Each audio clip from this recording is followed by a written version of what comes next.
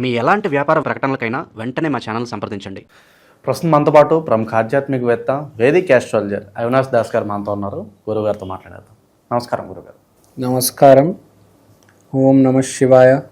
ఓం నమో వెంకటేశాయ. గురుగారు, ఉగాది రాశి ఫలితాలు మరి ద్వాదశ రాశుల వాళ్ళకి ఏ విధంగా ఉన్నాయో చూద్దాం. దీనిలో భాగంగా వృషభ రాశి వాళ్ళకి ఈ పరాభవ నామ సంవత్సరం ఎలా ఉండబోతుంది, ఎటువంటి జాగ్రత్తలు తీసుకోవాలంటారు? వృషభ రాశి ఈ సంవత్సరం మీదే మంచి సంవత్సరం. వృషభ రాశికి మనం మాట్లాడుకుంటే ఈసారి వీళ్ళకి ఆదాయం 5, వ్యయం 14, రాజపూజ్యం 5, అవమానం 4. అంటే ఆదాయం తక్కువ ఉంది, ఖర్చు ఎక్కువ ఉంది. బ్యాలెన్స్ చేసుకోవాలి. ఖర్చు ఉంటుంది. ఖర్చు పెట్టాడు అంత అంటే ఏంటి? అంత ఆదాయం ఇచ్చి అంత ఖర్చు ఎందుకు పెట్టాడు దేవుడు అంటే పెళ్ళి జరుగుతుంది, పెళ్ళిలో ఖర్చు ఉంటుంది, మెడికల్ బిల్స్, హాస్పిటల్ బిల్స్ ఉంటాయి, హెల్త్ ఇన్సూరెన్స్ తీసుకోవండి, ఈ సంవత్సరం డబ్బులు ఖర్చు అవుతాయి, జర జాగ్రత్తగా ఉండాలి. 5, 14 అంటే మీ చూడు 3 రెట్లు, దాదాపు మీరు సంపాదించిన దానికంటే 3 రెట్లు. మీ ఆవిడ కూడా సంపాదిస్తుంది, ఆమె కూడా సహాయం చేస్తుంది, మీ నాన్నగారి దగ్గర కూడా డబ్బులు ఉంటాయి. కానీ ఎంతైనా మీరు మాత్రం రెడీగా ఉండాలి. అజాగ్రత్త, కేర్లెస్నెస్, నేను హెల్త్ ఇన్సూరెన్స్ తీసుకోను, పెళ్ళి చూద్దాంలే అని అనుకుంటే కష్టం. రెడీగా ఉండండి, సేవింగ్స్ చేసుకోండి. ఎవరికైనా ఈసారి వృషభ రాశిలో డబ్బులు ఖర్చు అవుతాయి, డబ్బులు సంపాదిస్తారు కూడా. ఈ సంవత్సరం బాగుంది. వృషభ రాశి వాళ్ళకి టర్నింగ్ పాయింట్ ఫిబ్రవరి 20 సాటర్న్ నెప్ట్యూన్ కంజంక్షన్ ఉంది. ఫిబ్రవరి 20 తారీఖు తర్వాత వృషభ రాశి వాళ్ళకి మంచి సమయం మొదలవ్వబోతుంది. వీళ్ళ ఆదాయ వ్యయాలు ఇవన్నీ ఏ విధంగా ఉన్నాయి గురుగారు? అవమానం, రాజ్యపూజ్యం, అవమానం ఇవన్నీ కూడా. రాజపూజ్యం 5, అవమానం 4. వీళ్ళని ఎవరు ఏం టచ్ చేయలేరు ఈసారి సంవత్సరం. బేసిక్గా వీళ్ళని ఎవరు ఏం అనలేరు. అంటే కూడా వీడు ఊరుకోడు. వృషభం అంటే తెలుసు కదా, మన బాహుబలిలో వృషభం ఎట్లా మీదకి వచ్చేస్తుంది. వృషభ రాశి వాడిని ఎవడు ఏం అనడు. అంటే వీడు వదలడు అండి, బతకనివాడు. వృషభ రాశి వాళ్ళు చాలా డేంజర్. తెలుసు కదా వృషభం గురించి, అది ఎట్లా వస్తుంది, మీదకి వచ్చేస్తుంది, అది ఖర్చేస్తుంది, కొట్టేస్తుంది. 12 రాసుల్లో అసలు విపరీతమైన కోపం ఎవరికైనా ఉందంటే వృషభ రాశి వాళ్ళకి. ఎవరైనా ఏదైనా అస్సలు ఊరుకోడు, కొడతాడు. మామూలుగా ఎవరైనా ఏమైనా అంటే మనము తిడతాము, లేకపోతే క్షపిస్తాము, లేకపోతే లోపలే గింజుకుంటాము. వీడు అట్లా కాదు, డైరెక్ట్గా వచ్చి కొట్టే బ్యాచ్. కాబట్టి వీడితో ఎవడు బేసిక్గా పెట్టుకోరు. కానీ వీడు చాలా మంచోడు, కానీ కోపిష్టి, అమాయకుడు, భోలా శంకర్ అంటారు కదా, తెలుసు కదా.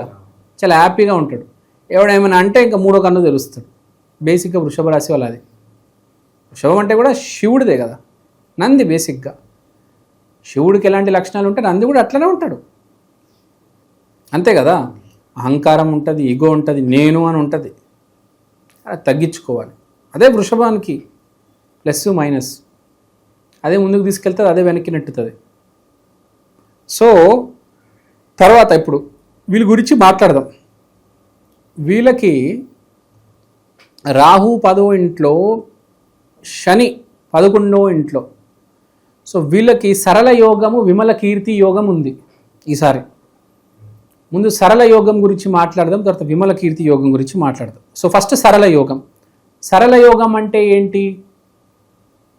పని అవుతుంది, అనుకున్న పని అవుతుంది. ఈసారి తూచా తప్పకుండా అనుకున్న పని అవుతుంది, కానీ కొంచెం ఇబ్బంది పెడతాడు దేవుడు, కానీ మీ పని అవుతుంది. సో మీరు అనుకున్న పనులన్నీ అవుతాయి. No need to worry. దీనికంటే పెద్ద శుభవార్త లేదు. Congratulations, you are very lucky వృషభ రాశి. తర్వాత విమల కీర్తి యోగం. విమల కీర్తి యోగం అంటే ఏంటి? పేరు ప్రఖ్యాతి అనేది రావడం జరుగుతుంది. నీ సర్కిల్ ఎంత ఉందో దానిలో నీకు మంచి పేరు ప్రఖ్యాతి అనేది వస్తుంది. నువ్వు ఇన్స్టాగ్రామర్, ఇన్ఫ్లుయెన్సర్ అవ్వచ్చు, యూట్యూబర్ అవ్వచ్చు, లేకపోతే మీ ఆఫీస్లో ఒకడ అవ్వచ్చు. నీ స్థాయిలో, నీ సర్కిల్లో నీకు పేరు రావడం అనేది జరుగుతుంది. No doubt. కాలర్ ఎగరేస్తావు, జనాలు చూసి షాక్ అవుతారు. అరే వీడేంట్రా ఇంత అందమైన అమ్మాయిని పెళ్లి చేసుకున్నాడు, మనకి యావరేజ్ అమ్మాయి కూడా పడట్లేదు, ఈడు ఏకంగా పెళ్ళి చేసేసుకున్నాడు, ఇంద్రేడు అదృష్టం ఇలా ఉంది అని కుళ్ళుకుంటారు. తర్వాత జాబ్ గ్యారంటీ 100% జాబ్ వస్తుంది వృషభ రాశి వాళ్ళకి. తర్వాత ఆరోగ్యం గురించి మాట్లాడాలండి. అసలు స్టన్ అయిపోతారు మీరు. తెలియకుండా మీకు అనుకోకుండానే మీ ఆరోగ్యం అనేది ఇంప్రూవ్ అవుతుంది. మీరు విపరీతమైన ఎక్స్ట్రీమ్ డైట్లోకి వచ్చేస్తారు. అంటే రోజుకొక పూట తినడము, ప్రోటీన్ వేసుకోవడము, జిమ్కి వెళ్ళడము. అంటే చాలా బాగుందండి ఈ సంవత్సరం. మీకు ఆరోగ్యపరంగా బాగుంది, జాబ్ పరంగా బాగుంది, అన్నీ బాగున్నాయి. కానీ ఒక్కటి గుర్తుపెట్టుకోవాల్సింది ఏంటంటే ఇది గోచారమే. మీ జన్మజాతకం ఏంటి? నువ్వు మంచాడవా చెడ్డాడవా? నువ్వు గనక బై మిస్టేక్ మంచాడు అనుకో, అమ్మ తిరుగులేదురా బాబు ఈసారి మీకు. నువ్వు చెడ్డాడు అనుకో, ఇవన్నీ గండాలు పడతాయి, అన్నిటికీ బ్లాక్స్ పడతాయి. కాబట్టి ఇప్పుడు కూడా సమయం ఉంది. నువ్వు చెడ్డాడు అయితే మంచాడుగా మారిపో. మళ్ళీ రాని అవకాశం, మళ్ళీ వృషభ రాశికి మంచి సమయం వస్తుందో లేదో తెలీదు. అని ఈ సంవత్సరం గోచారం చూస్తున్నాం. మళ్ళీ ఎన్ని సంవత్సరాల తర్వాత వృషభ రాశికి మంచి రోజులు వస్తే తెలియదు కదా. ప్రతి సంవత్సరం వృషభ రాశిది ఉంటుందా? ఉండదు కదా. ఒక సంవత్సరం ఒక రాశిదే ఉంటుంది. ఇప్పుడు ఈ సంవత్సరం వృషభ రాశి వాళ్ళది, మకర రాశి వాళ్ళది. ఫ్రాంక్గా చెప్తున్నా, ఈ సంవత్సరాన్ని వాడుకోవాలి. నెక్స్ట్ ఇయర్ అయితే మీరు కాదు. ఈ సంవత్సరాన్ని ఉన్నట్టు వాడుకుంటే జాక్పాట్ మీదే. ఎలా వాడుకోవాలి ఇప్పుడే చెప్పాను. మంచి పనులు చేయి, మంచివాడగా బ్రతుకు, లేకపోతే మంచివాడగా నటించు. ఈ ప్రకృతికి ప్రపంచానికి మంచివాడలాగా కనిపించు. అప్పుడు నీకు మంచి జరుగుతుంది. లేకపోతే బెస్ట్ ఏంటి తెలుసా? మంచివాడుగా మార్పు. బేసిక్గా మంచోళ్ళు 1% ఉంటారు, 99% ఏదో మైలం ఉంటుంది. సో మంచోడుగా మారిపోతే బెటర్. ఎందుకంటే మంచి సమయం నడుస్తుంది. మంచోడికి ఎంతైనా దేవుడు ఇచ్చేసి వెళ్తాడు. ఊహకు అందనంత ఇస్తాడు, 1,00,000 కోట్లైన ఇస్తాడు. సో మంచి సమయంని ఎందుకు చెడగొట్టడం కదా. ప్రతి దేవత ఒక డోర్ దగ్గర వచ్చి తలుపు తట్టుతుంది. నువ్వు మంచోడుగా నటించి తలుపు తీసి మంచిగా మాట్లాడితే అయిపోతుంది కదా. అవునా కాదా? So try to be as good as you can. మంచిగా ఆలోచించు, మంచిగా మాట్లాడు, మంచిగా బ్రతుకు. 10 మందికి దానం చెయ్యి. ఎంత మంచి చేయగలుగుతావు అంత మంచి చెయ్యి. ఈసారి చాలా బాగుంది. నీ జన్మజాతకం బాగాలేస్తే నేను ఏం చేయలేను. నువ్వు దరిద్రుడు నీచుడు అయితే నేను ఏమీ చేయలేను. నువ్వు మంచోడు అయితే నేనేం చేయనక్కర్లేదు. దేవుడే సాయం చేస్తాడు. నువ్వే ఒక రేంజ్లోకి వెళ్ళిపోతావు. నువ్వు పరమ అసలు గలీజ్గాడవైతే నేనేం చేయగలుగుతా? సార్ మాది వృషభ రాశి కమెంట్స్లో పెడతారు. సార్ మాది వృషభ రాశి సార్, మాకేం అవ్వట్లేదు సార్ మీరు చెప్పిందంటే నువ్వు దరిద్రుడివి, నీ జాతకం బాగాలేదు, నేనేం చేయలేను. బాగుపడ్డాలు చాలామంది ఉన్నారు. సో బేసిక్గా ఈసారి చెప్పేది మనము ఏంటంటే వృషభ రాశి వాళ్ళకి జాతకాలు డెప్త్తో చూద్దాం ఎలా ఉంది వీళ్ళకి. సో ల్యాండ్ కొనే అవకాశం ఉంది. పర్టికులర్గా ఏ టైంలో వీళ్ళు తీసుకుంటే బాగుంటుంది అంటారు? రెండో భాగంలో సెకండ్ హాఫ్. ఎవరికైనా సెకండ్ హాఫే బేసిక్గా. సెకండ్ హాఫ్ బాగుంది సంవత్సరంలో బేసిక్గా. ఫస్ట్ హాఫ్ సంపాదించడం, సెకండ్ హాఫ్ కొనేయడం. శుభకార్యాలకు కూడా అంతే అంటారు. సెకండ్ హాఫ్ మనకు తెలిసింది అది ఏంటది, కార్తీక మాసం పెళ్ళిళ్ళకి సెకండ్ హాఫ్లోనే వస్తుంది.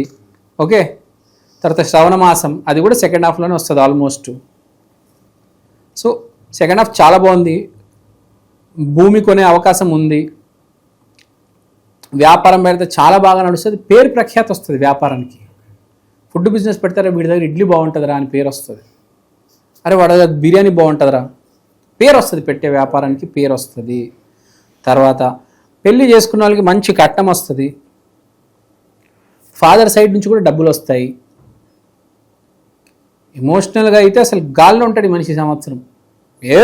నేను హై ఇన్ కాన్ఫిడెన్స్, విపరీతమైన కాన్ఫిడెన్స్, పిచ్చి ఎక్కుతుంది నెత్తిలో రోజు. అసలు మీరే చెప్పండి, డబ్బు ఉంది, అందమైన భార్య వచ్చింది, ఏ రేంజ్లో వాడికి మెంటల్ వస్తుంది, పిచ్చోడైపోతాడు కదా. ఎవరు ఆపలేరు.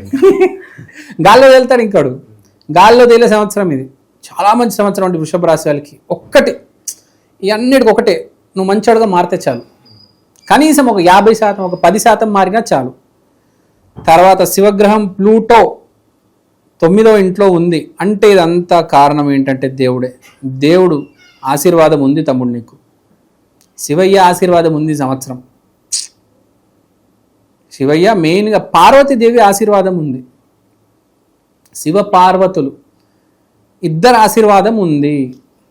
నూతన అవకాశం, ఎన్నో కొత్త అవకాశాలు వస్తాయి. Uranus is in first house, లగ్న అంటే కొత్త అవకాశాలు 100 వస్తాయి. నువ్వు దాంట్లో ఒకటో రెండో సద్వినియోగం చేసుకుంటే చాలు.